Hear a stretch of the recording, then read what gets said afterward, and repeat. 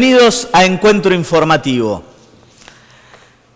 Esta semana que pasó se vio nuevamente a Alberto Fernández y a Cristina Fernández de Kirchner juntos en un acto en el que presentaron un proyecto para fortalecer o favorecer la agroindustria, donde por un lado celebraron la vuelta al diálogo, no entre ellos, sino con el campo, a través de las gestiones del flamante ministro Julián Domínguez.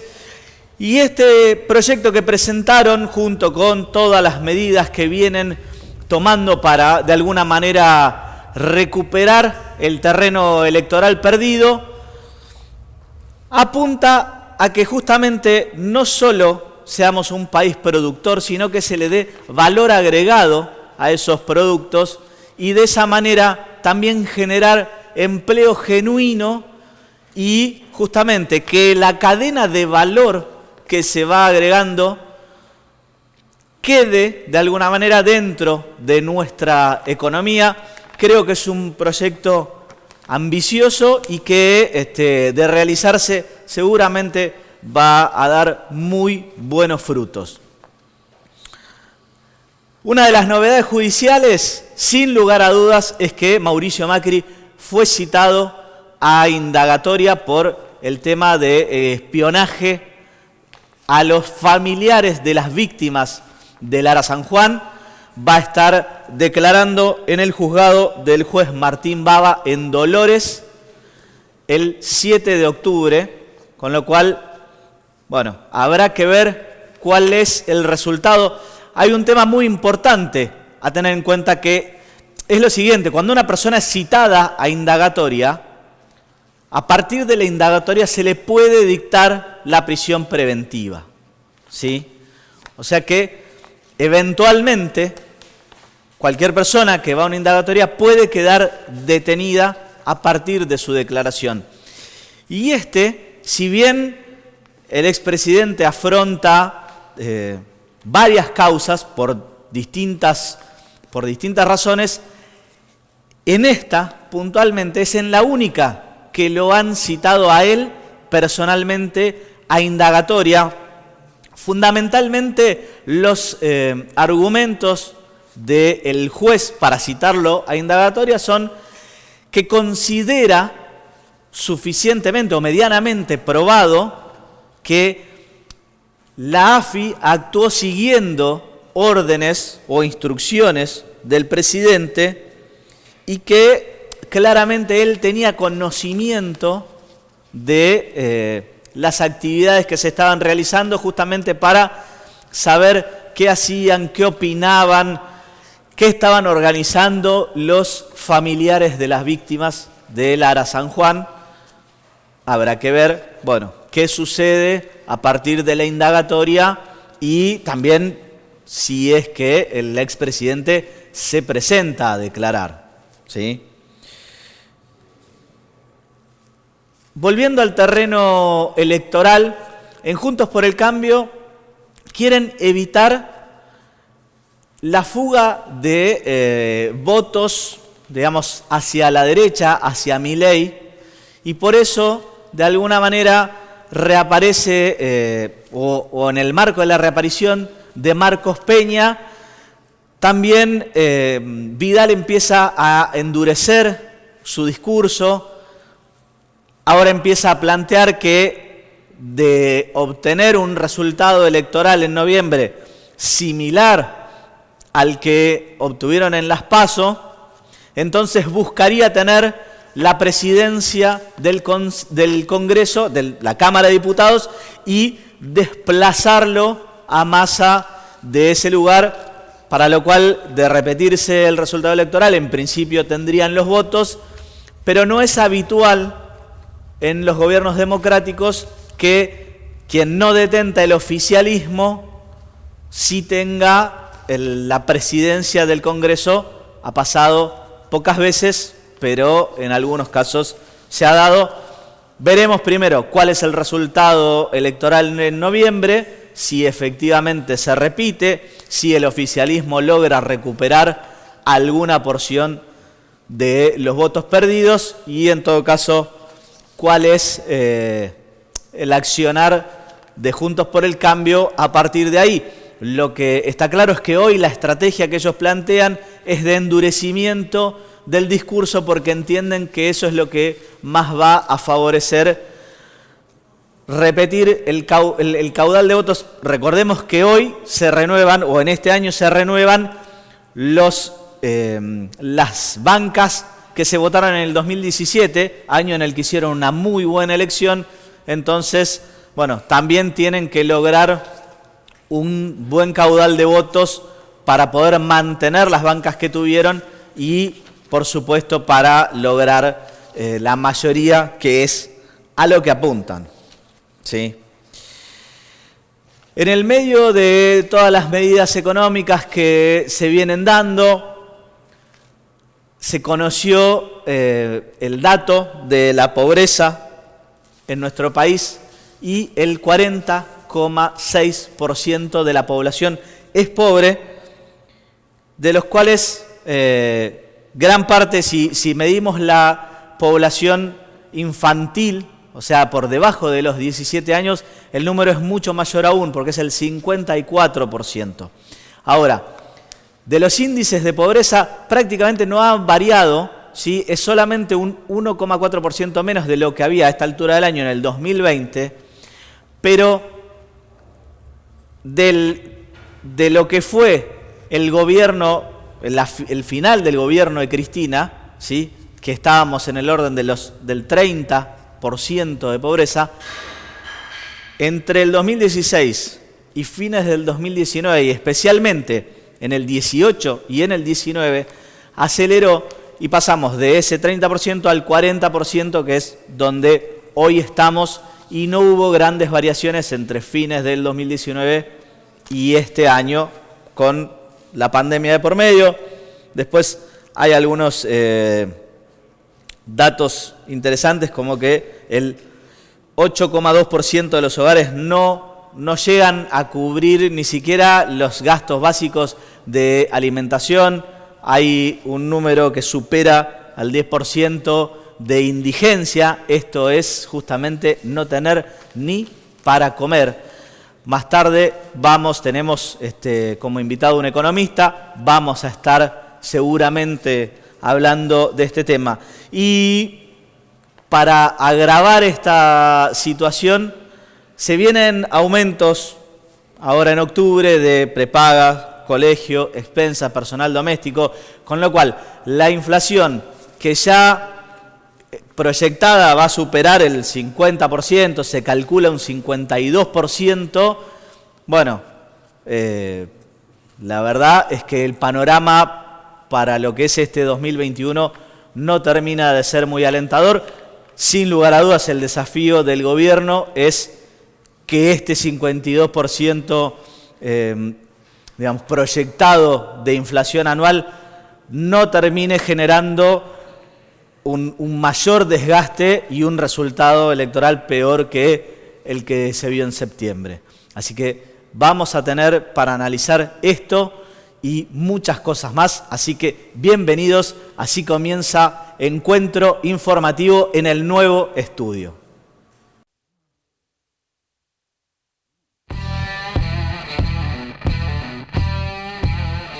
Aquellos hombres que les falten 5 años para tener la edad de jubilarse, vale decir hombres mayores de 60 años, mujeres mayores de 55 años, que estén desocupados, que no tengan trabajo y que hayan perdido su trabajo o hayan sido despedidos, mejor dicho, antes del 30 de junio del 2021, van a tener la posibilidad de jubilarse. Acá hay un problema de las instituciones. O sea, nosotros podemos venir acá y decir todas las cosas que estamos diciendo porque estamos dando un testimonio. Podemos ir a la justicia y presentar todas las denuncias con pruebas que durante años hemos presentado, y las pruebas están, y no logramos una sentencia. Viste que cuando algo es tan horrible suena que es una película, ¿no? Es una película italiana de mafia y qué sé yo, porque los tipos van sacándole todo a toda la familia. Le sacaron todo al hermano Mariano, le sacaron todo al padre, digo, primero le sacan todo al padre a Franco y le meten un juicio de insanía, después le sacan todo a Mariano. Sandra muere sin ningún tipo de herencia y sus hijos quedan afuera de todo. ¿La madre siempre fue millonaria? No hay producto mejor terminado para el capitalismo que un trabajador de derecha. Es decir, alguien que estaría votando a alguien para que le saque sus propios derechos. La verdad es algo llamativo, que uno debiera llamar la atención o insistir sobre este tema. Nosotros en esta elección ampliamos mucho. Vino López Murphy, se sumaron figuras nuevas como Carolina Lozada, como Facundo Manes. Es decir, hubo en muchas provincias, los libertarios están dentro de Juntos por el Cambio. ¿Qué piensa de todas estas imágenes que se fueron viendo de regalo de calefones, de heladera, de bicicleta? No son regalos, son programas. Lo que está mal es el clientelismo. No,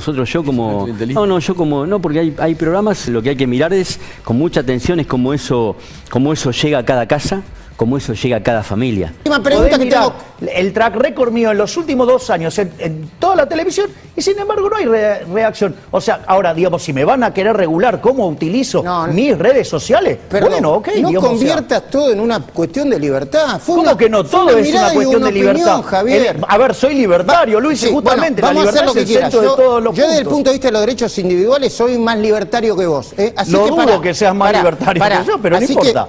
Y se dan estos casos del fenómeno Milei, ¿no es cierto? Que son casos, para nosotros repudiables bajo todo punto de vista, porque es un ultraderechista mentiroso, porque él habla, por ejemplo, de la casta política y los viejos políticos y aquellos que nos gobernaron, que esto, que el otro. Ahora ayer dijo, bueno, yo puedo hacer un acuerdo con Patricia Bullrich, y si uno le ve el currículum de Patricia Bullrich, es parte de su casta política que él viene denunciando.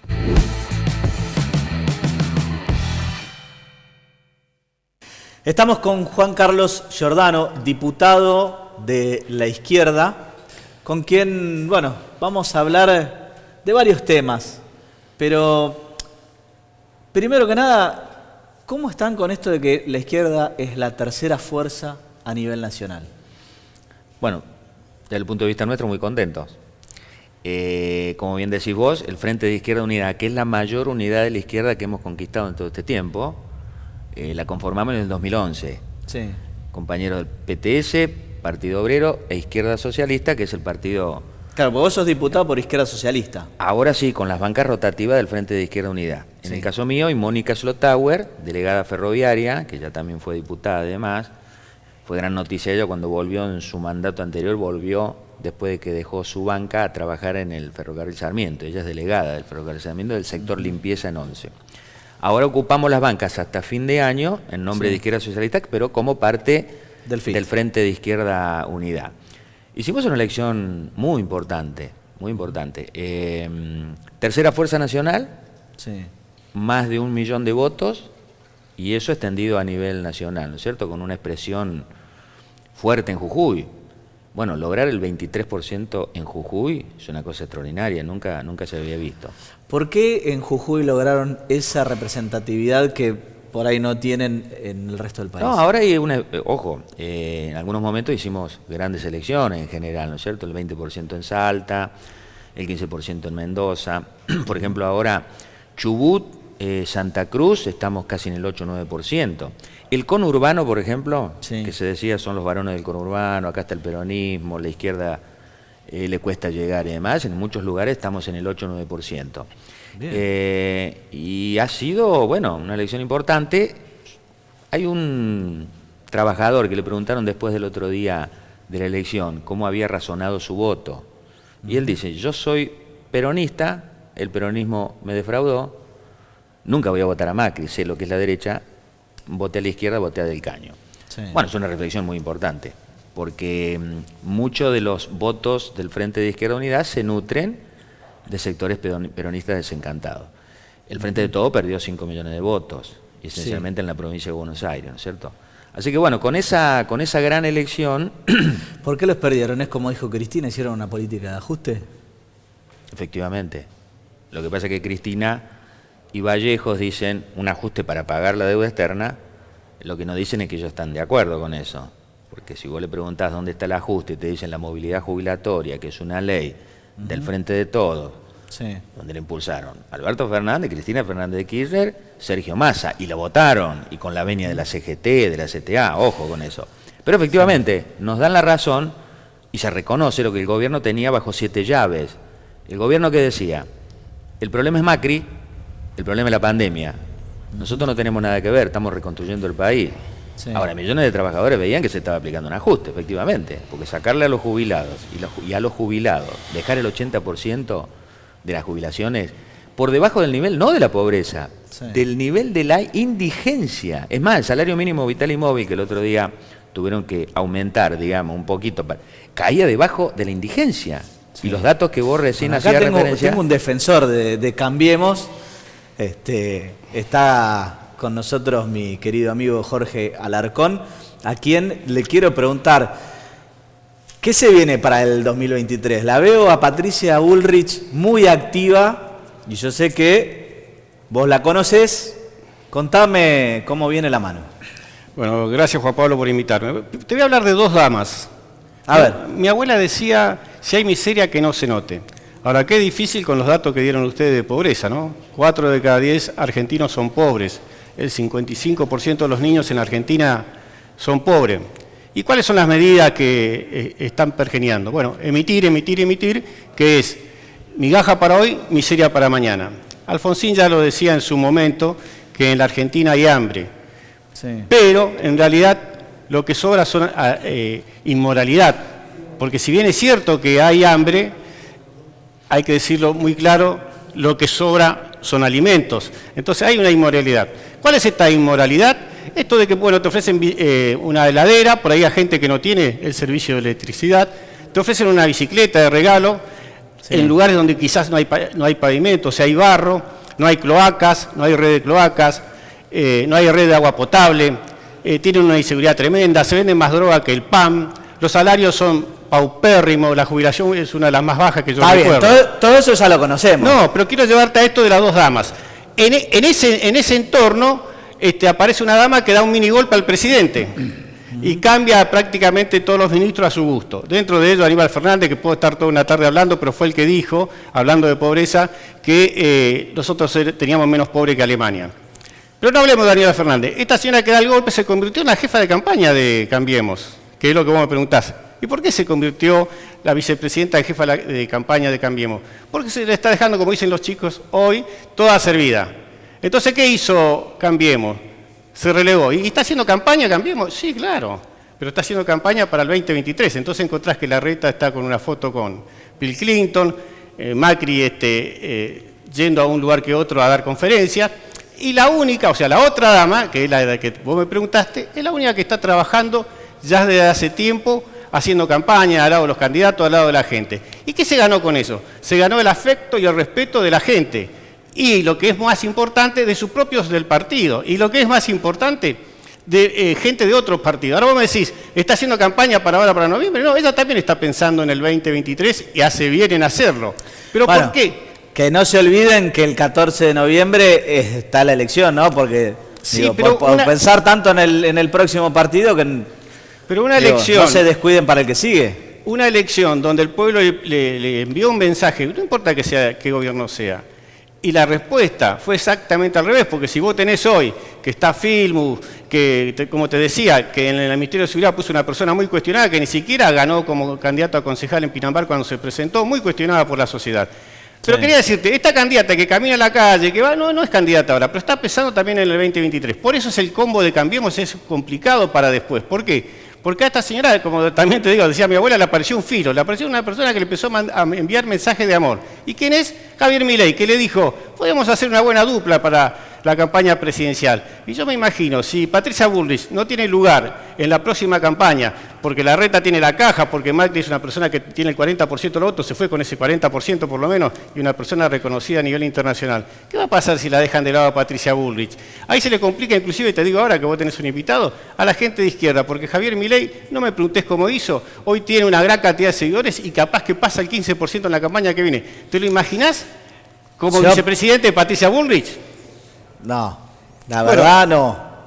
Por eso es que digo que hoy la sociedad, y con esto termino, Juan Pablo, a la sociedad le ofrecieron migaja para hoy, miseria para mañana. ¿Por qué? Porque todos sabemos, no hace falta ser economista, que la gran emisión que están haciendo es simplemente para noviembre, y que terminado noviembre se viene una gran inflación, una gran devaluación. Esta es una realidad. Bien, bueno, seguiremos este tema, así que ya nos vamos a seguir encontrando, Jorge. Gracias, Juan Pablo. Bueno, seguimos con lo nuestro. ¿Vos pensás que, como dijo el doctor Alarcón, esto es solamente electoralista y después todas estas medidas se van a licuar? ¿Cuál medidas? Bueno, las que están tomando, digo, de alguna manera poner plata en el bolsillo de la gente, a circular en... Una mentira total. El gobierno asumió 2019 el peronismo, diciéndole vamos a poner plata en el bolsillo de la gente. Sí. Y le estamos poniendo plata en el bolsillo de la gente.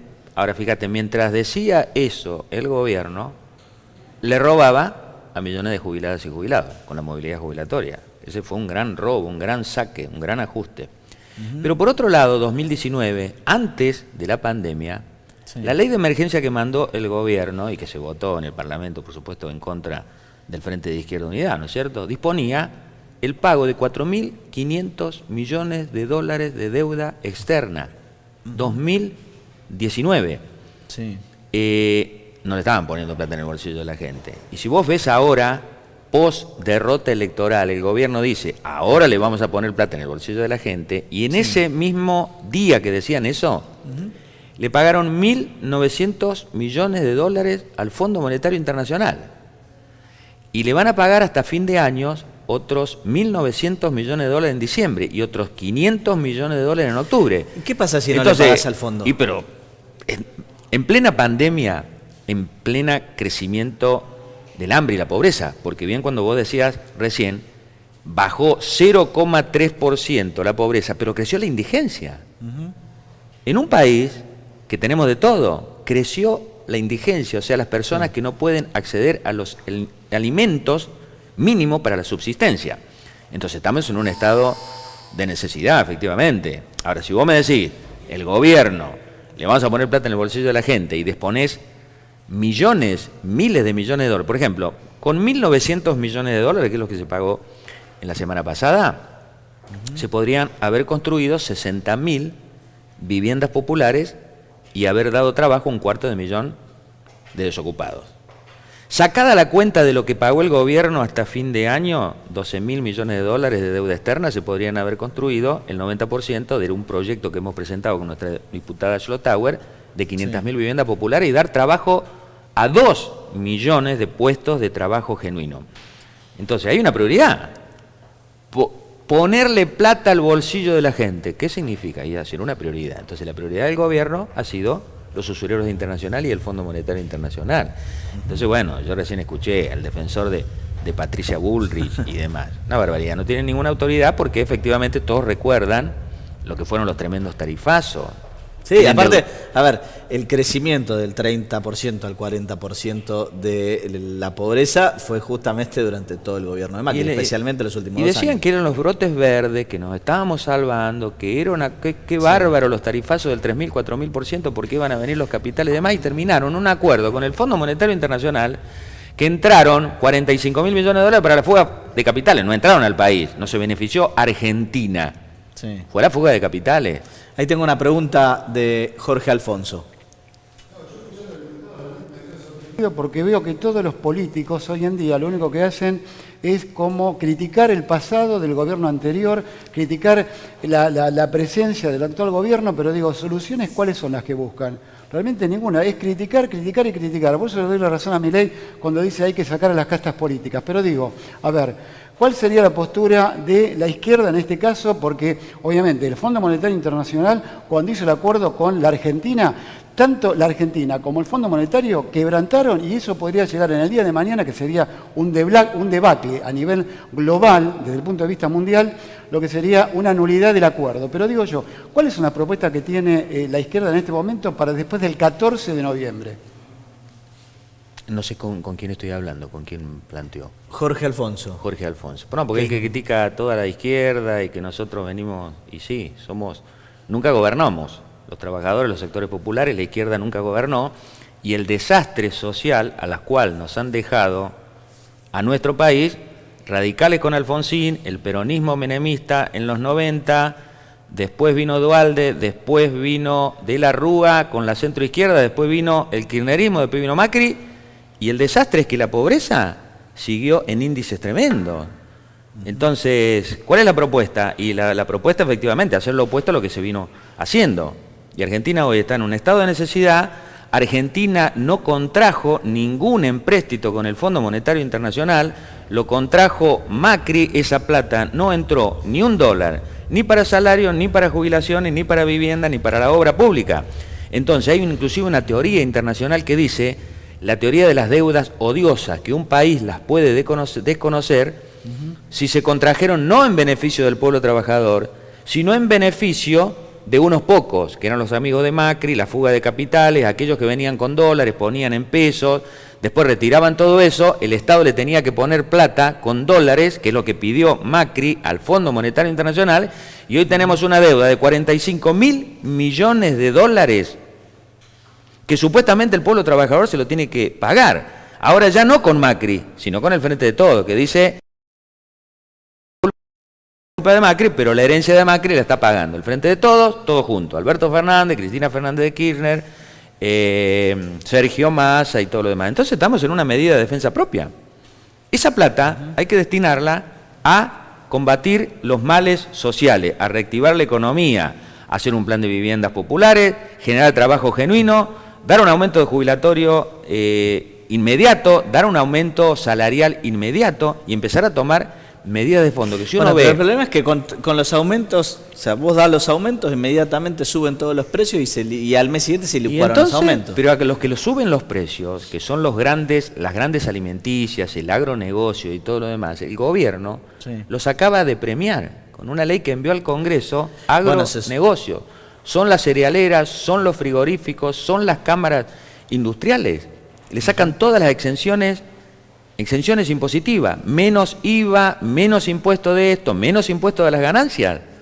¿Y por qué no le sacan el IVA a una familia que le roban el 21%, si quisiera reactivar la economía? También mandaron una ley beneficiar a las petroleras, a los hidrocarburos. Le están sacando las retenciones a las automotrices. ¿El gobierno qué dice? Y bueno, con un poquito... Las automotrices se estaban quejando justamente porque las ventas les siguen cayendo. Como... Sí, bueno, pero ahí tendríamos que debatir, claro. Y sí, siguen cayendo. Y sí, siguen cayendo la pandemia, pero también usan la pandemia las grandes patronales, los grandes capitalistas y demás, porque después saben que los gobiernos, en el medio de eso, es lo que está haciendo el Fondo Monetario Internacional a nivel mundial. Esta disposición de 650.000 millones de dólares se la dan a los gobiernos capitalistas, y esos gobiernos capitalistas no se la dan a un trabajador, un jubilado, se la dan a los bancos, porque es salvataje para los bancos, las multinacionales, que son las que están haciendo grandes ganancias. Está dando que en plena pandemia los grandes empresarios, los grandes capitalistas a nivel mundial... Bueno, hablando de los bancos... También que nuestra ley de entidades financieras es de la época del proceso, pero nunca... Mucho, una y otra vez,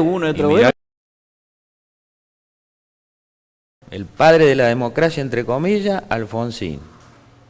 El progresismo nacional y popular, 12 años, gobierno de Néstor y Cristina Kirchner. Ahora, en los últimos 18 meses se fugaron del país 15.000 millones de dólares. ¿Dónde está esa plata?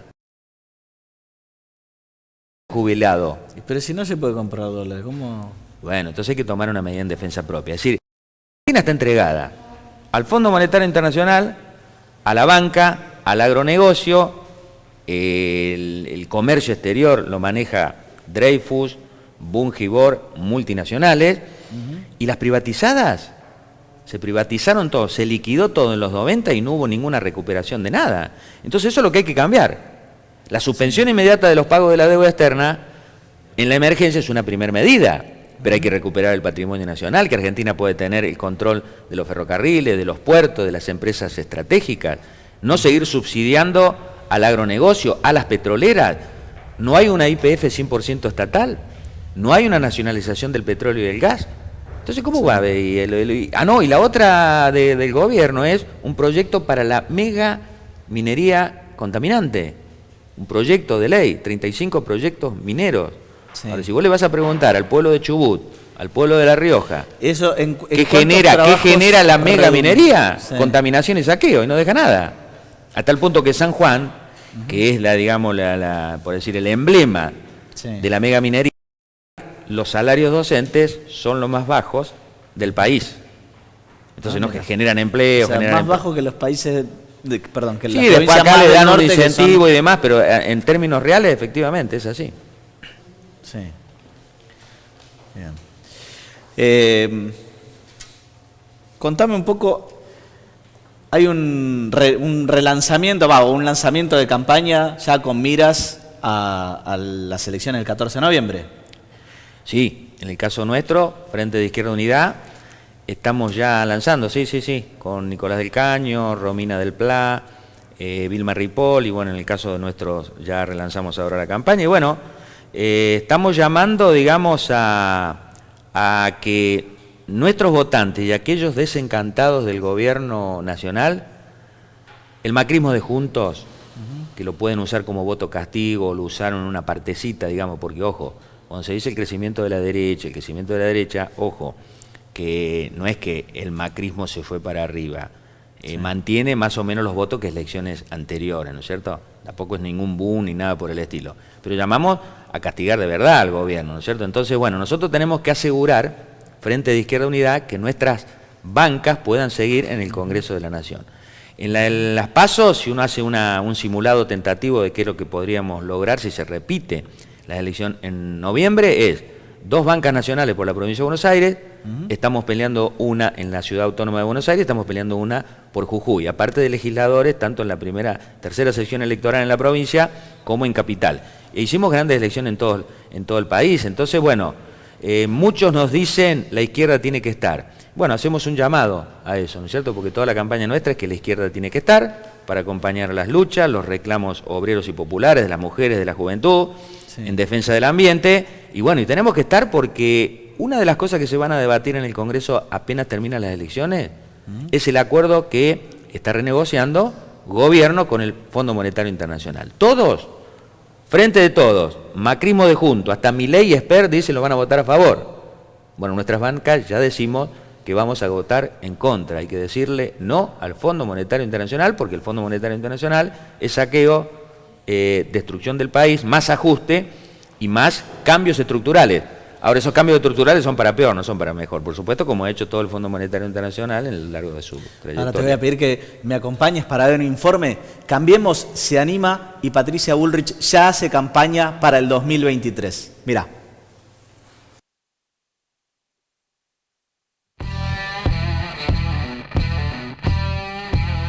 Nosotros en esta elección ampliamos mucho, vino López Murphy, se sumaron figuras nuevas como Carolina Lozada, como Facundo Manes, es decir, hubo en muchas provincias los libertarios están dentro de Juntos por el Cambio. Se preguntaba Luis Majul por qué pusieron a estos ministros.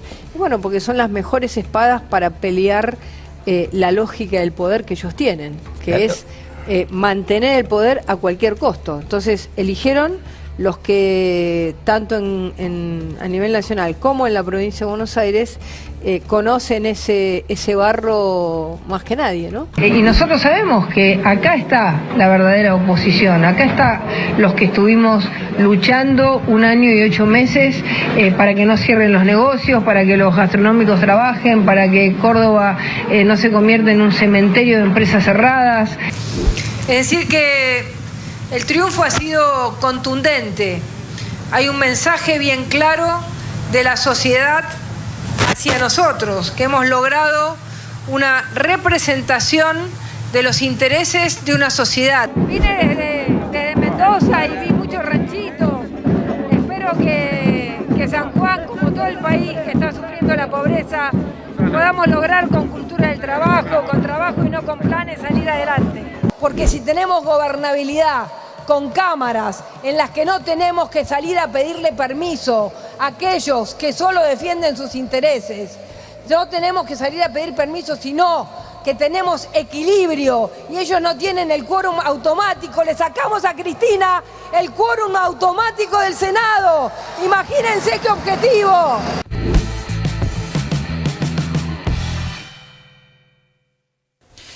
Bueno, ¿por qué pensás que el voto de la gente gira así hacia la derecha? Digo, ¿por qué cambiemos a pesar de, digamos, la mala gestión económica y el resultado del 2019 recuperó tanto lugar? ¿Por qué Milei es una figura que parece que crece? A ver, en términos generales no podemos decir que esta elección ha habido un giro a la derecha. ¿No? Nos parece que no, porque lo que ha habido es un derrumbe muy grande de 5 millones de votos del peronismo. Juntos, el macrismo de Juntos, logró 800.000 votos más o menos, 900.000 votos más que elecciones anteriores. La izquierda fue tercera Más que fuerza. en el 2019. Sí, 2019 y el 2017, más o menos parecido. Bien. La izquierda es tercera fuerza nacional. Y aparecen fenómenos completamente repudiables como... Sí, Milei. aparte está claro que no es lo mismo el resultado de Milei en la ciudad de Buenos Aires, con, si se quiere, una juventud universitaria, que es lo que parece que lo sigue, que Espert, que en provincia de Buenos Aires tuvo otro resultado totalmente diferente. diferente. El Frente de Izquierda superó a Espert en la provincia de Buenos Aires. Además donde claramente hay mucho más movimiento obrero. Claro, es lógico que y aparte la izquierda nosotros somos tiene una otro- expresión nacional, por eso te decía recién la radiografía Sí, de sí, votaciones lo muy otro es una importante del cosa- Frente de Izquierda. Es un fenómeno local. Porque digamos. creemos que el Frente de Izquierda logra concitar a aquellos que valoran mucho la unidad de la izquierda, pero también la expresión político-electoral del crecimiento del sindicalismo combativo en los lugares de trabajo contra la burocracia Bueno, sindical. el sindicalismo definitivamente necesita una renovación. Creo que, bueno, justamente hay representantes de izquierda que son lo que el sindicalismo debería Sí, ser claro. y no esto de... Y con un bueno, orgullo para sindicalista- nosotros, el Pollo Sobrero, que es candidato en la provincia de Buenos Aires, Jorge Adaro, que está siendo perseguido, dirigente docente perseguido por Acuña.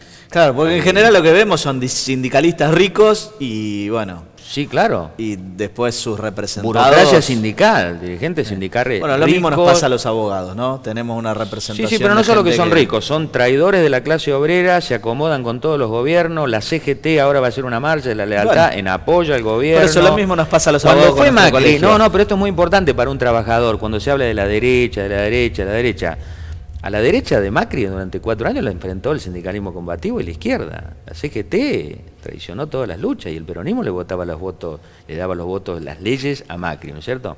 Entonces, bueno, aclaremos eso, porque inclusive uno podría decir, bueno, la derecha de Juntos o de Milei. Ahora, Sí. Juan Mansur, que fue designado en el gabinete del Frente de Todos, ¿eso es progresismo? Aníbal Fernández, progresismo. Entonces, bueno, nosotros llamamos un voto positivo, el voto del macrismo de Juntos, le decimos una alerta. Si un trabajador y demás que está harto y demás quiere decir no votes al macrismo, pues ya lo probamos, ya gobernaron todos. Y en el caso de Milei, bueno, yo creo que lo que le preguntaste recién al representante de Bullrich, se le cae la careta a Milei, ¿no es cierto? Mentiroso, aparte de repugnante desde el punto de vista de su política de ultraderecha neofascista. Pero él está diciendo, estoy en contra de la casta política. Sí, a la cual quiere entrar. Pero ya es parte de ello, porque cuando Milei dice que él, digamos, mejor presidente del país fue Carlos Menem, o el mejor economista es Domingo Felipe Cavallo, que estuvo con la dictadura y con el menemismo y con De la Rúa, y ahora dice, después que dice la casta política y todo lo demás, puedo llegar a un acuerdo con Patricia Bullrich, ojo a aquellos que quieran votar a Juntos o al macrismo de Juntos, porque Milei está diciendo que Patricia Bullrich, ¿qué es eso? Es derecha, ultraderecha completo. Y Patricia Bullrich le manda sus elogios y todo lo demás. Sí. Y aquel pibe jovencito, que no se deje confundir con la melena no sé cuánto de Milei y todo lo demás, detrás de ello una política nefasta. Sí. Barrer con todas las leyes laborales y todo lo demás, ¿no? ¿Cuál es la salida para un joven que hoy no tiene laburo, está precarizado? Sí, ahí tenemos otra pregunta de Alfonso. Le quería preguntar al diputado, ¿usted cree que, de acuerdo haciendo un balance global de la situación económica del país, más allá de todos los errores que fueron fatales por parte del gobierno, yo digo, la pregunta, ¿puede ser que estemos cerca de un estallido social? ¿De un estallido social? Bueno... ¿Estamos en el 2001? Y no podemos vaticinar eso porque eso va a depender de la reflexión que hagan los trabajadores, los sectores populares. Lo que hubo en todo este tiempo es un ajuste para pagar la deuda externa. Muchos no veían a que Alberto Fernández era el enemigo central o el ejecutor de todo eso, porque veníamos de Macri, veníamos de la pandemia y demás. Ahora hubo millones de trabajadores que lo empezaron a divisar y una parte votó al Frente de Izquierda Unidad. Nosotros impulsamos las luchas, el sindicalismo combativo, y cuando se lucha se puede ganar. Por ejemplo, a los profesionales de la salud y trabajadores de la salud en Neuquén hace 2 meses atrás, le querían dar un 13% de aumento, y con una lucha sostenida lograron el 50%. Ahora los docentes de ATEN Neuquén lograron recuperar un sindicato. Bueno, hay un movimiento ambiental muy importante contra la megaminería y todo lo demás. Nosotros llamamos a que la CGT, en vez de apoyar al gobierno en el medio de crecimiento de la indigencia, robo salarial y demás, llamen a luchar. Y bueno, ahí habrá que ver, hay una contención social del gobierno con estas migajas, cosas paliativos que está dando, pero bueno, a medida que vaya ocurriendo todo esto, y bueno, nos tenemos que preparar para eso. Por eso estamos en las luchas y en las elecciones planteando una salida alternativa. Ojalá con el voto del Frente de Izquierda Unidad no solo que podamos conquistar bancas, sino fortalecer una alternativa política de gobierno de los trabajadores, de los sectores populares, de las mujeres, de la juventud y de la unidad de la izquierda, para poder cambiar la situación, ¿no? Porque el balance ¿cuál es? Ya gobernaron todos. Bueno, la izquierda no gobernó, los trabajadores no han gobernado en nuestro país, aunque se hable a favor de los trabajadores y demás en su doble discurso, centralmente el peronismo. Bueno, y estamos con ese desafío, por eso el voto al Frente de Izquierda Unidad, tercera fuerza, más de 1 millón de votos, lo tenemos que consolidar y acrecentar en noviembre para fortalecer una alternativa distinta en nuestro país. Muy bien. Muchas gracias, Juan Carlos. Agradecidos a ustedes. Muy buenas tardes. Al gobierno le quedó claro que no alcanza con el tema de la campaña de vacunación. Las vacunas no son suficientes para que la gente los vote. La pobreza sigue aumentando, la inflación sigue aumentando. Te invito a que mires este informe.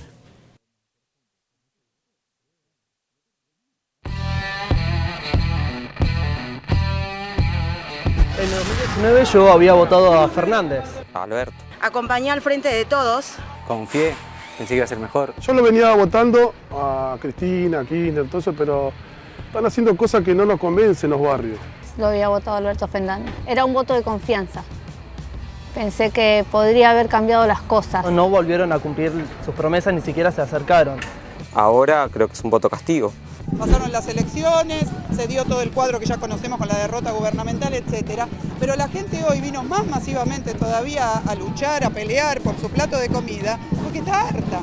Y porque creo que lo de ayer también sirvió de alguna manera para enojarse un poquito más y decir en qué están estos gobernantes, qué están mirando, qué película están mirando. No sé por qué se sorprenden, se ve que no viven en los barrios que viven nuestros compañeros y compañeras, porque cualquiera lo podía ver, la indignación, la bronca, con la falta de posibilidades, de trabajo, de educación. En el comedor nuestro, nosotros tenemos 4 comedores en distintos barrios ahí en la Comuna 8. En uno de ellos, en el que está en Ciudad Culta, previo a la pandemia teníamos 400 comensales.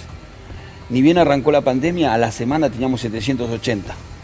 Bueno, eso nos retrocedió, ahora seguimos teniendo los mismos comensales. El IFE fue una medida acertada en un momento, no fue suficiente, no fue regular y continua, no lo cobraron todos, sino algunos. Lo que hacemos es trasladar, muchas veces, como te dije, resignar ganancia, bancarnos, porque hay veces que no puedo aumentar. Hay cosas que me da vergüenza venderlas más caras y lo que hago es no traer un producto. Me ha pasado con muchos productos que 1 mes o 2 meses no los tengo, no los traigo, porque pasan a valer el doble al mes anterior. En donde hemos logrado fijar un incremento del salario mínimo para el periodo paritario, que es hasta marzo del año que viene, de 52,7 puntos. O sea, claramente estamos cumpliendo con la palabra comprometida del presidente Fernández de que los valores de los salarios, de los ingresos, crezcan por arriba de la inflación. Van a intentar aplicar un fuerte ajuste para poder garantizar los acuerdos con el Fondo Monetario Internacional. Y el nuevo gabinete hace honor justamente a esto, porque en vez de discutir cómo solucionar los problemas estructurales del país, que fue el cachetazo que recibió el gobierno en las elecciones, lo que hacen es un gabinete a la derecha completamente. Tenemos instrucciones precisas del presidente de la Nación para ponernos rápidamente a a trabajar en los lineamientos que él mismo acaba de mencionar, ¿no? La producción, el trabajo, agregar valor a lo que producimos. Y esto creo que son los lineamientos centrales. Primero, lo que creo que hay que analizar es que las diferencias lógicas y propias en el ámbito de la política y en un espacio plural como es el nuestro están totalmente terminadas y están zanjadas. Prometo trabajar cada día para que cada chico, para cada chica, cada chique, que no lo aprendo todavía, tenga un lugar, cada uno de ellos, tenga un lugar en la escuela pública para poder aprender, para poder construir su futuro. Se ocupan más del todes, que de gobernar de verdad, hermano. Ya en un momento sacaron el todos, ¿viste? Ahora es todas, corazón, Basta, hermano, basta. No necesitamos solamente política de género. Se quedan con el boludeo progresista. Hagan cosas de verdad. La gente no tiene para morfar. Hagamos algo ahora, por favor, se lo pido. Nos va a ganar de vuelta. Nos van a ganar de vuelta. Y lo digo desde adentro esto.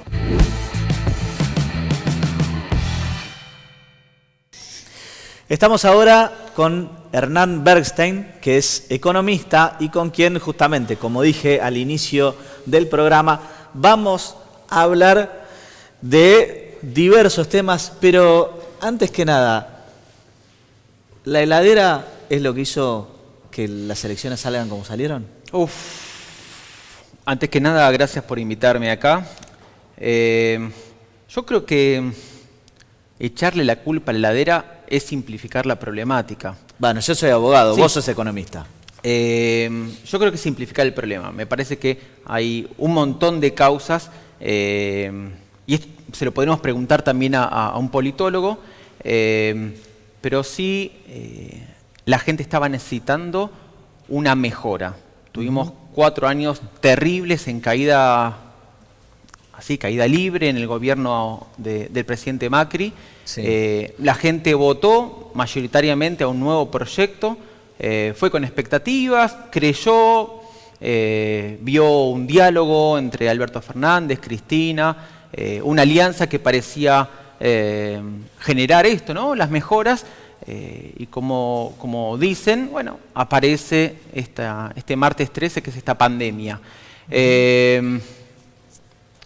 Sí, la gente estaba necesitando otra cosa. Ahora, dentro de este contexto, y el contexto vendría a ser esta crisis que se venía cayendo el país a pedazos.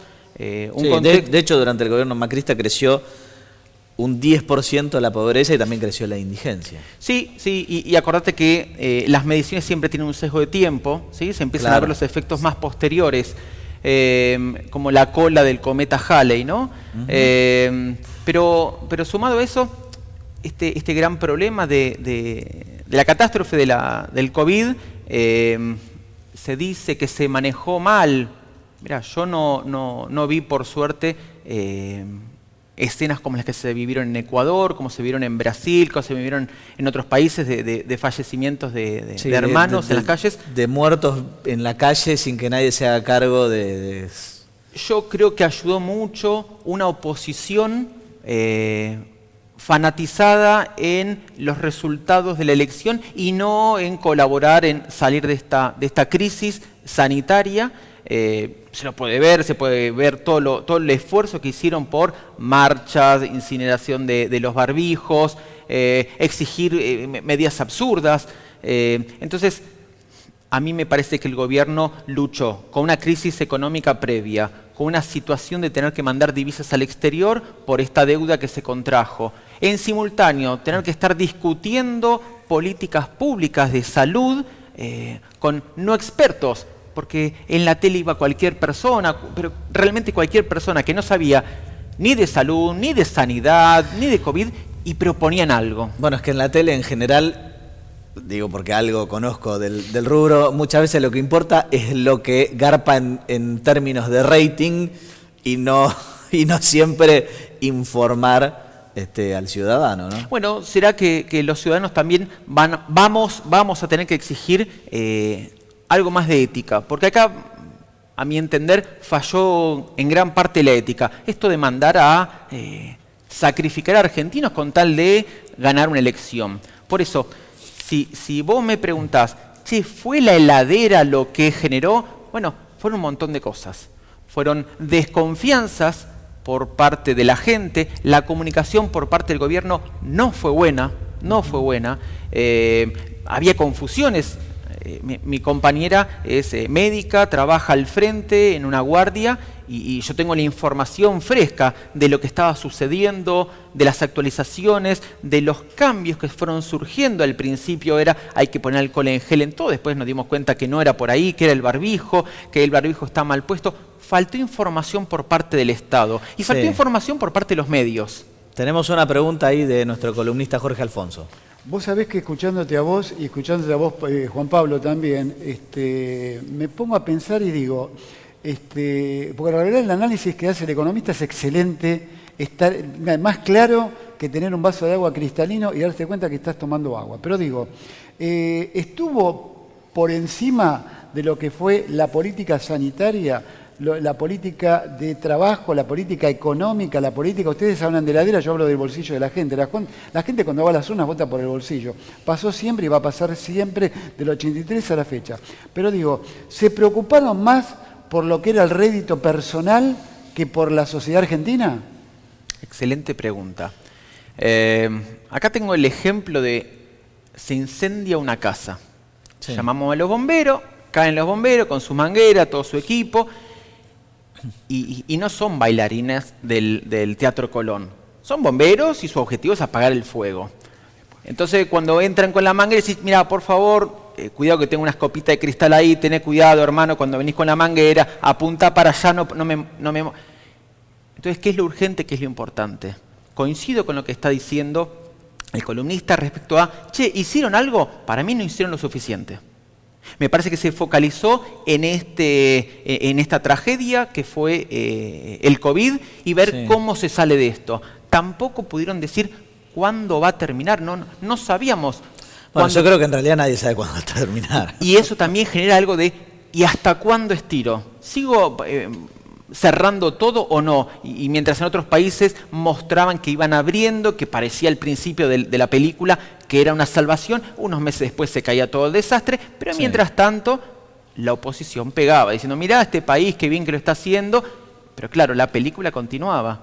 ¿Sí? Lo podemos ver en Inglaterra, en Australia, en Israel, en Estados Unidos, en el cual parecía que al principio lo manejaban bien, para la foto servía la oposición, criticaban, el gobierno dudaba, la gente presionaba. Bueno, la oposición a lo largo de más que nada el último año siempre fue tomando distintos ejemplos, pero porque era como decir, iban tomando distintas fotos, pero la película entera no la mostraban de nadie. Totalmente. Es más, si hoy ves la película vas a ver los idas y vueltas de la oposición. Obviamente esa oposición, si hubiera sido gestión en ese momento, hubiera también hecho errores como hizo este gobierno, pero es obvio. ¿Quién está preparado para enfrentarse a una pandemia como esta? Ni siquiera las empresas lo tienen en su plan de negocios, un escenario de semejantes características. Entonces, ¿un gobierno está preparado? No estaba preparado. Hizo las cosas bien, hizo lo que pudo. Sí, por ahí tal vez tendría que haber buscado, digamos, mantener más la actividad y ser más estricto en el control de, digamos, las medidas sanitarias, ¿no? Bueno, quedó comprobado que el uso del barbijo es muy efectivo, ¿sí? Y está claro que acá tenemos mucha distancia, ¿no? Y está ventilado, digo, para quien lo está viendo. Acá hay mucho espacio, sí, la verdad que el estudio nuevo es muy grande. Pero aparte, bueno, ya a esta altura están las vacunas y hay como una tendencia hacia la apertura, que como bien decías en algún momento, cuestionaron las medidas sanitarias desde la oposición, ahora cuestionan las aperturas. Sí, también dijeron, metamos las vacunas que políticamente piensan que no eran correctas, ahora dicen que no son tan buenas, ahora hay una persona que dice que no hay que usar la Sputnik, hay que prohibirla, o sea, son barbaridades. Que lo digan en otros lugares, no es parte del folclore político, que le da color. Ahora, que lo digan con medidas de salud, es una tragedia y es irresponsable. Y me parece que los votantes también tendremos que estar evaluando esto. ¿Cómo ves las medidas que estuvo tomando hasta ahora el gobierno para tratar de reactivar la economía? Bien, podríamos ver que hay dos momentos diferentes. Uno previo a las PASO, otro posterior a las PASO. Bien. Previo a las PASO me pareció una medida sumamente interesante, jugadísima, no me la esperaba y salió, que es la del impuesto a las grandes riquezas. Sí. Muchas personas que tenían que tributar esto lo hicieron entendiendo su rol en la sociedad y lo aportaron. A nadie le gusta pagar impuestos, eso está claro. Sí, y otros lo judicializaron y lo perdieron. Como, pero ganaste la plata en Argentina, con mano de obra argentina. Necesitamos entre todos, porque a ver, los médicos que están al frente están exponiendo su vida, están exponiendo la vida de sus familias, de sus cercanos. Si sos multimillonario y te tocó tener que aportar un poquito, me parece que es un esfuerzo que tenemos que hacer todos. Algunos lo hicieron y los felicito, otros no lo hicieron. Y bueno, entonces, perdóname, respondiendo a tu pregunta, ¿se hizo bien o se hizo mal? Se hizo bien en tratar de buscar otros recursos, porque no tenemos recursos en otro lugar, para poder reactivar. Reactivar significa, por un lado, ponerle plata a la gente para que salga a comer, para que salga a gastar y que reactive pymes. ¿Sí? Eso es reactivar. No es solamente dar planes a las industrias, que eso lo está haciendo. A partir de hace un mes más o menos, aumentaron muchísimo los planes para empresas. Para pequeñas, medianas, grandes, para cooperativas, para empresas cooperativas recuperadas. Así que, ¿está intentando recuperar? Sí. ¿Está bajando plata para eso? Sí. ¿Es un derroche de plata, como podría decir alguno? No. Porque es gasto público, que eso vuelve a la sociedad. Una pyme que tiene plata, compra una nueva máquina, contrata a una nueva persona. Esa persona gasta su salario, vuelve a reactivar. Entonces, hay que empezar otra vez a que funcione esta rueda. Tenemos ahí otra pregunta de Alfonso. A ver, yo estaba analizando lo siguiente. Las medidas que está en este momento, se habla de flexibilización. Está flexibilizando medidas para el 14 de noviembre y yo creo que son medidas justamente para captar el voto de lo que se perdió. Pero yo escucho a varios políticos y escuché a un integrante de la izquierda que dijo, nosotros si tuviéramos en el gobierno, yo directamente no pagaría la deuda. ¿No sería algo perjudicial desde el punto de vista que la Argentina se quiere introducir al primer mundo, no pagar la deuda externa? Bien, de la parte legal no voy a poder responderte porque la desconozco. Pero imagínate la siguiente escena. Vos estás con unos amigos, con unas amigas, tomando un café y tenés la remera de tu equipo favorito, ¿sí? No sé, cualquiera, y son todos el mismo equipo. De repente ves una gran cantidad de integrantes del otro equipo que ves que se te viene para tu mesa, de una forma violenta, ¿no? A los gritos. Dos opciones, como se dice en el barrio, aguantás los trapos o te vas. La pregunta que te tenés que hacer es, ¿tenés con qué aguantar? Si tenés con qué aguantar, lo haces. Si no tenés con qué, no lo haces y te vas. Frente a esta posibilidad de no pagar la deuda, que a ver, me extrañaría que algún argentino que recibe algo del Estado, educación, salud, lo que sea, esté a favor de pagar la deuda. Me costaría encontrar esas personas. Yo creo que la mayoría decimos, no habría que pagar. Pero, tenemos con qué después sostener esto, y cuando digo sostener es en términos externos y en términos internos. Claro. Si tenemos con qué, bueno, evaluémoslo. Si no tenemos con qué, y bueno, hay que pagar. Tengo una pregunta más para cerrar. Sin financiación, porque está claro que primero hoy en día no hay acceso al crédito y el poco crédito que hay con una propuesta, no sé, de tasas o de costos financieros totales anuales no sé, del 82%, es lo mismo que nada porque son créditos impagables. ¿Se puede reactivar la economía sin solucionar el problema de la falta de financiación? Cuando te refieres a financiación... Bancaria. ¿De lo público o de lo privado? De lo privado, sí. Bueno, o decime vos cómo se puede de alguna manera recuperar. Las pymes justamente muchas veces necesitan tomar crédito para, no sé, producir más y poder vender más, o para mejorar su capacidad productiva, y lo mismo, no sé, los profesionales, y digo, ¿cómo hacemos para recuperar el crédito y a partir de ahí que vuelva un poco más de reactivación?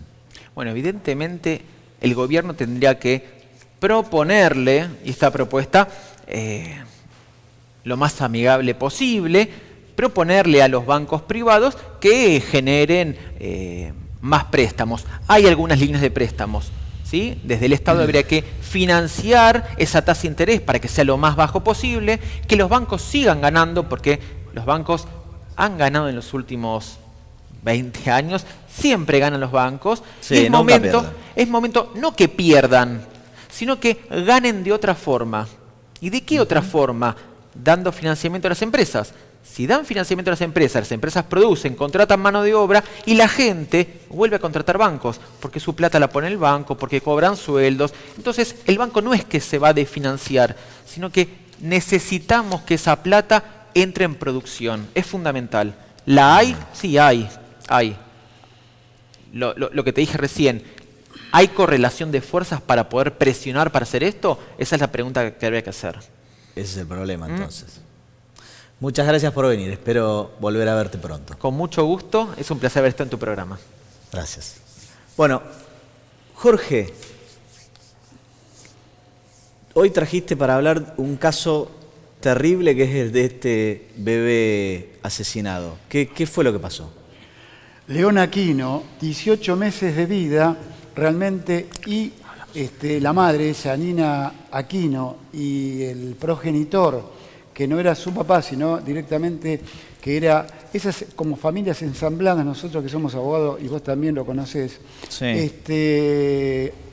Lo demacraron, lo murieron a golpes, lo mataron, lo asesinaron, lo llevaron al hospital haciéndole creer a los médicos que él tenía un problemita de salud, y realmente los médicos, cuando vieron el estado pero deplorable del menor León Aquino, lo vuelvo a repetir, 18 meses de vida, pero se quedaron totalmente, lloraban los médicos, las enfermeras, porque vieron el estado interno que tenía esa criatura, destrozado los órganos, lo habían clavado con agujas que estaban oxidadas, lo habían golpeado, los golpes que tenía ese chico. Por suerte tenemos, y en esto como a veces hablo de una manera, hoy voy a referir y voy a destacar realmente el trabajo de la unidad descentralizada de fiscal de la UFI número 3, Gabriela Mateo de Berazategui, con el juzgado de garantías número 7, realmente pudieron detener primero a la mamá, ella encubría a su progenitor y después justamente pudieron detenerlo a él. Y ahora están imputados, obviamente que es una calificación de la más alta del Código Penal, estamos hablando de, para la madre, hay dos calificaciones distintas. Para la mamá es homicidio agravado por el vínculo, premeditación, ensañamiento y alevosía. Y para el masculino, yo le voy a decir, para esta lacra, para esta miseria humana, que había sido meses antes, había estado en pareja con esta Janina Aquino, sacándole el agravante del vínculo, tiene los mismos agravantes que su pareja.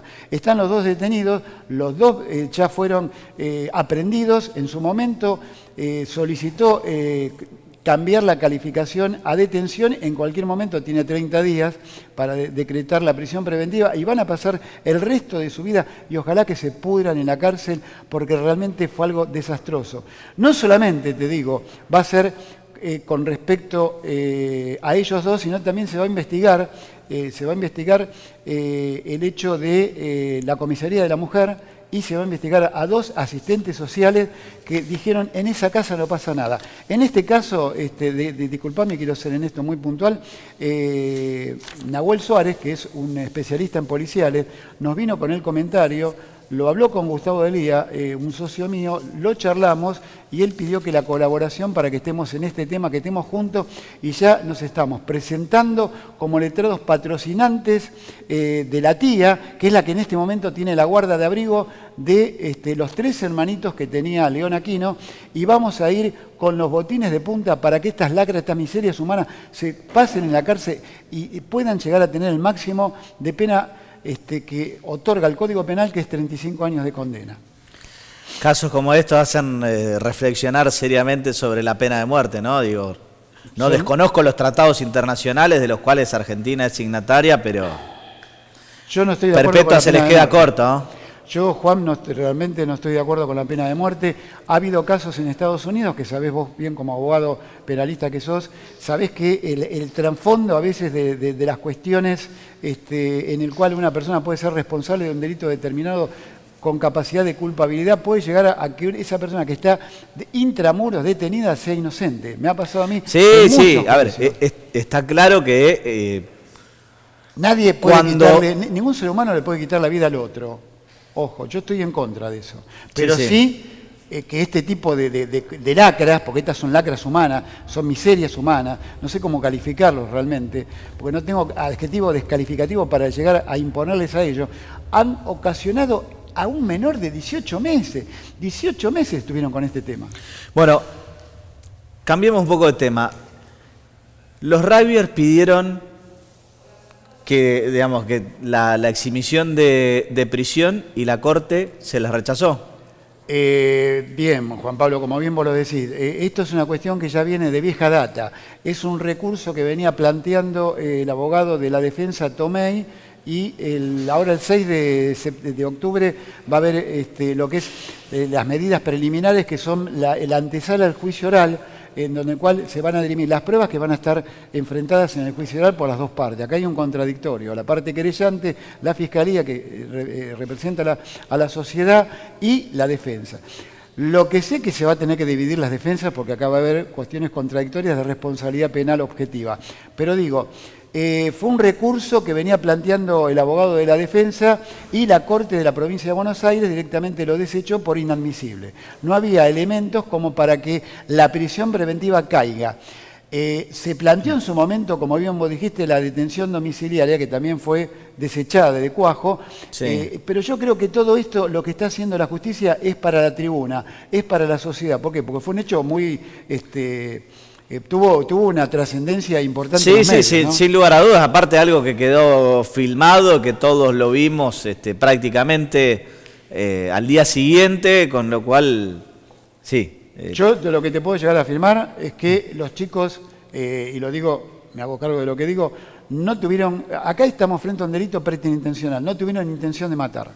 Va a ser muy difícil para la Fiscalía y va a ser muy difícil para particular damnificado en provincia, acá en capitales querellantes, que puedan acusarlo demostrando que hubo una intención de ocasionar la muerte de Fernando Báez Sosa. Bueno, veremos el resultado. Yo, y lo hemos discutido más de una vez, creo que aquellos que le patearon la cabeza una vez inconsciente, quiero ver cómo pueden demostrar que tuvieron otra intención que no sea la de matar. Pero es una discusión que, bueno, va a zanjar seguramente la justicia en un futuro no muy lejano, entiendo. Calculo que el juicio se va a dirimir entre febrero y marzo. Bien. Y va a haber novedades, ¿eh? Te vas a enterar de algunos abogados que van a participar en el juicio. Ok. Bueno, ahora vamos a pasar a un informe sobre Martín Ibarzábal, que volvió de la muerte tras un accidente terrible. Mirá.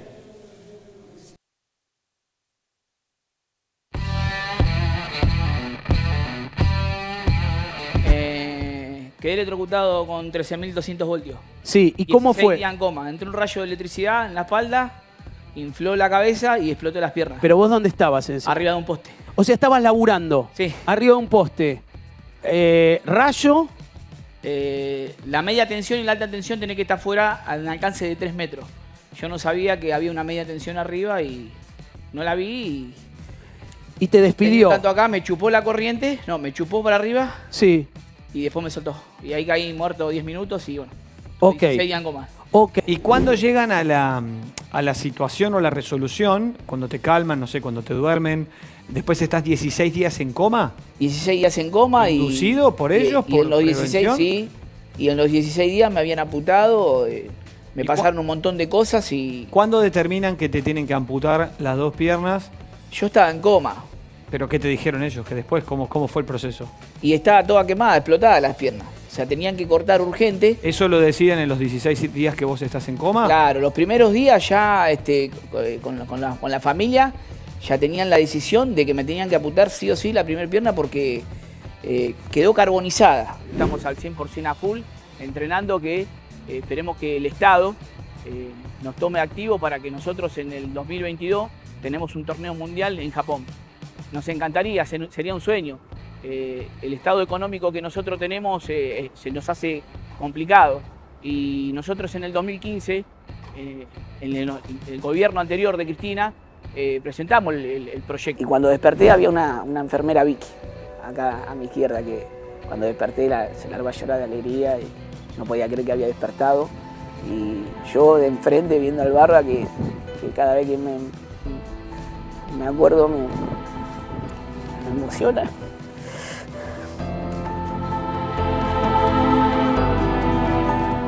Para mantenerte no solamente físicamente, sino para caminar arriba de una prótesis, que hoy lo tomo como una zapatilla, no puedes relajar, tenés que mantener el cuerpo así, o sea, no puedo ni adelgazar ni tampoco puedo engordar. Si engordo, cuando calzo el muñón sobre las prótesis no me entran. Y si adelgazo, baila los muñones en las prótesis. O sea, no puedo relajar y estoy obligado. Necesitaba, a medida que iba pasando el año, no cada año, el año, necesitaba progresar con el tipo de prótesis, de tecnología que había. De no tener movilidad a correr a una pista de atletismo es pasar de un sueño a otro sueño mucho mejor. Es como tocar el cielo con las manos.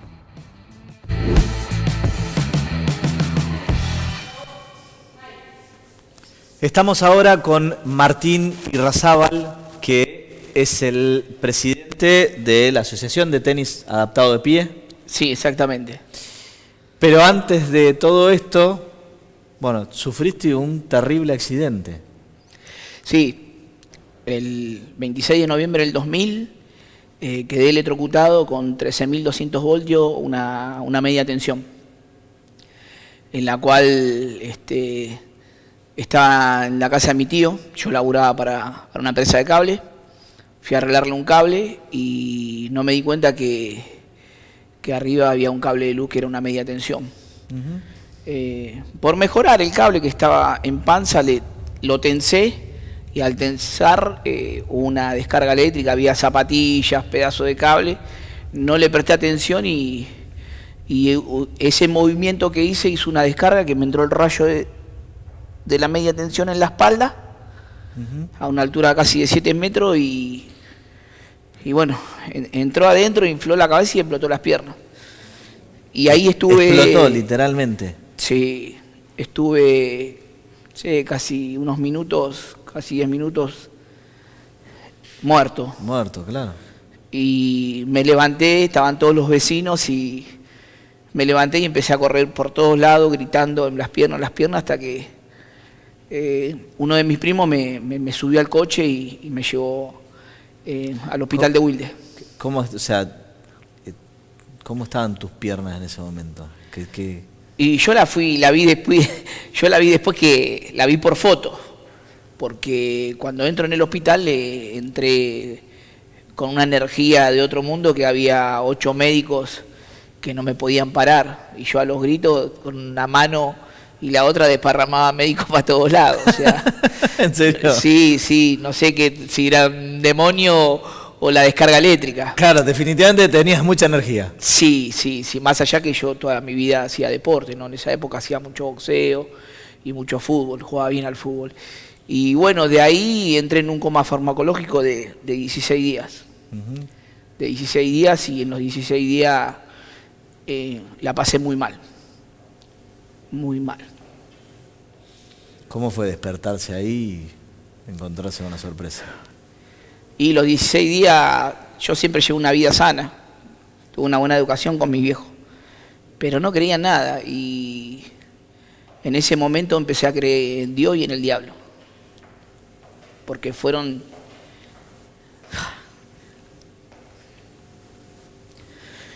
16 malditos días. ¿Qué te pasaba eso? Y es como vivir que uno está soñando con películas de terror, o sea, vivía todo el día un infierno, abajo. O sea, escribí un libro, los libros dibujaba todo lo que me pasaba estando en coma. Tenía demonio por todos lados, muy triste, muy triste. Siempre digo, prefiero que me falten los brazos y no estallar abajo. Y fue muy triste vivir así. No se lo deseo a nadie, ni a la persona más mala. A la persona más mala del planeta no se lo deseo, porque estar ahí abajo no todos salen. Es muy feo, es como película de terror, está bajo el fuego lleno de demonios y... ¿Vos veías eso? Sí. ¿Vivías eso? Sí, vivía esos 16 días, una tortura total. Que lo escribí en el libro, lo dibujé y ahí empecé a creer. Hoy sos... En el momento que estaba ahí ya para que mi corazón no funcione más, porque los médicos me decían que me había salido un coágulo en la cabeza, lleno de sangre, o sea que el cuerpo mío estaba todo quemado y lo único que funcionaba era el corazón. Y no sé, en un momento le pedí a Dios que me salvara, que me levantó una mano, me subió arriba y ahí desperté. Me encontré con el barba en el hospital, despierto. O sea, me despierto, había una enfermera, que siempre lo digo, vi que tantos médicos y enfermeros que me dieron una mano en el hospital, lo tuve ahí enfrente. ¿Vos lo viste a Dios Sí. en ese momento? Voy a contar algo rápido, soy un egoísta total. 20 años pasaron, muy egoísta fui. Porque, viste que cuando vas a la calle te hablan de la política, te hablan de Dios, de la iglesia y de un montón de cosas. Y yo entré en un momento en la iglesia a hablar mi testimonio, pero no conté todo lo que tenía que contar. Y yo me siento que fui egoísta. ¿Qué te faltó? La verdad. La verdad que en ese momento, después de 20 años lo digo, la verdad me faltó. La verdad de todo lo que viví y la verdad de encontrarme con Dios. Verlo cara a cara. Que después como me quedé ciego, ¿no? Tengo operaciones de catarata, lentes oculares y córnea. Hasta me mandaron a quitar la vista en el Santa Lucía.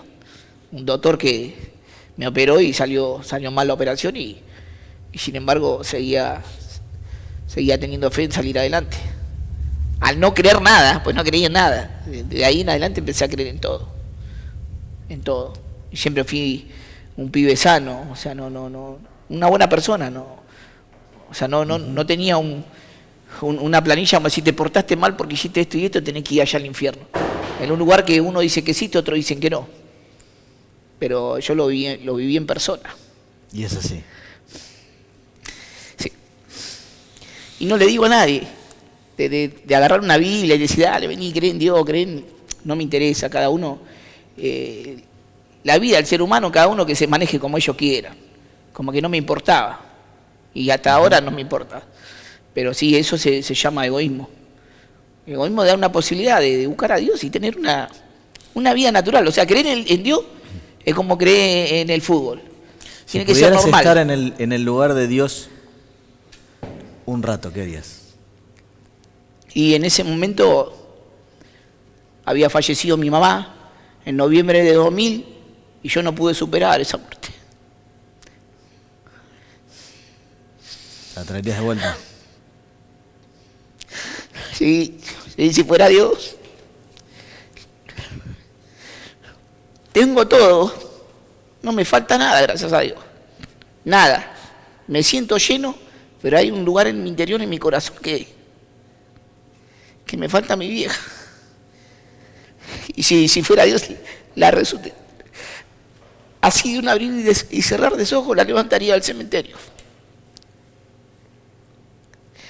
darle todo lo que logré, todo lo que tengo, lo material, todo, daría todo por tenerla un ratito al lado mío.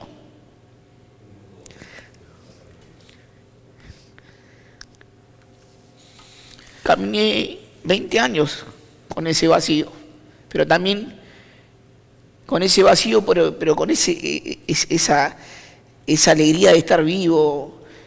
Miro ese vaso y me veo a mí, está lleno, y me veo así lleno. Todavía está el vacío de la falta de mi mamá, pero está el vaso lleno acá dentro mío de darle para adelante. Bien, bueno, es el legado que ella te dejó. Contame un poco de esto de darle para adelante. ¿Qué fue lo que hiciste? Porque tuviste mucha fuerza de voluntad y mucha capacidad de superación. Después de todo esto... Y después de todo eso, de lo que te conté, fue muy poco, no muy poquito, porque, o sea, salir del hospital, que me amputaron las 2 piernas, todo el cuerpo más del 77% de quemadura, con pérdida del oído, con 3 paros preco-cardiorrespiratorios. ¿Qué no me pasó? Me pasó de todo. ¿Y así todo? Le di para adelante. Me fui a un centro de rehabilitación y yo tenía en mi cabeza que iba a correr, que iba a jugar al fútbol, que iba a hacer deporte como antes. Pero, ¿y lo haces? Sí, pero hasta eso me trabaron, porque en el centro de rehabilitación me dijeron que era imposible que yo caminara. ¿Y cómo lo hiciste? Porque uno se maneja de acuerdo al estudio de la medicina, ¿no? Que hay que respetarlo. Y nada, decidí no ir al centro de rehabilitación más, que fui muy pocas veces, y empecé a caminar con las prótesis. En menos de 3 meses largué el andador y el bastón. Y caminaba 20, 40 cuadras todos los días. Cuando sacaba el cono, eso se llenaba de transpiración y a veces de sangre. Es como caminar bajo el fuego. Y le seguí dando adelante. En 3 meses agarré la bicicleta y empecé a andar en bicicleta y en la avenida Belgrano, en Avellaneda, soltaba las manos, agradeciendo a Dios. Y ahí nomás, una locura, agarré el coche, tenía un Renault 12, no adaptado, y empecé a manejar y me puse a trabajar de vuelta. No tuve tiempo en ese momento ni para llorar, ni para contar los problemas que tuve, ni las pérdidas que tuve. Porque es como que estaba solo, o sea, no me daba tiempo a nada. O sea, me quedaba postrado en mi cama, como estaba en el hospital, o salía adelante. No podía tener una vida, digamos, gris, dependiendo de alguien. Y ahí le di para adelante. A mí me gustaría que por ahí el que haya tenido, digamos, alguna historia similar pueda usar tu ejemplo justamente para superarse. ¿Cómo puede alguien que diga, bueno, a ver, yo quiero seguir este ejemplo, cómo se contactan con vos? De ahí empecé a caminar, a hacer deporte, me fui a Córdoba, empecé a escalar montaña con una prótesis nacional común, le di para adelante y empecé a hacer tenis. Algo que es un deporte individualista, como que de chico nunca me gustó, siempre me gustó el fútbol y el boxeo. Empecé a hacer tenis y armamos una organización de chicos con discapacidad, amputados, que usan prótesis. Están los chicos del tenis adaptado en silla de rueda. Sí. Yo jugué en silla de rueda, pero tenía las ganas de probar con prótesis jugar parado. Y armamos una organización que se llama el TAP, tenis adaptado de pie. Sí. Y hoy somos un par de chicos que tenemos potencial y tenemos la fuerza no solamente para salir adelante, sino para hacer este tipo de deporte. Bien. Bueno, te agradezco muchísimo por venir a mi programa, por compartir tu historia de vida y bueno, te deseo lo mejor en esta etapa que estás encarando y con la asociación de tenis, que estoy seguro que se va a sumar más gente. ¿Sí? Muchas gracias por venir. Gracias por la atención. Nosotros nos vemos la semana que viene con mucho más Encuentro Informativo.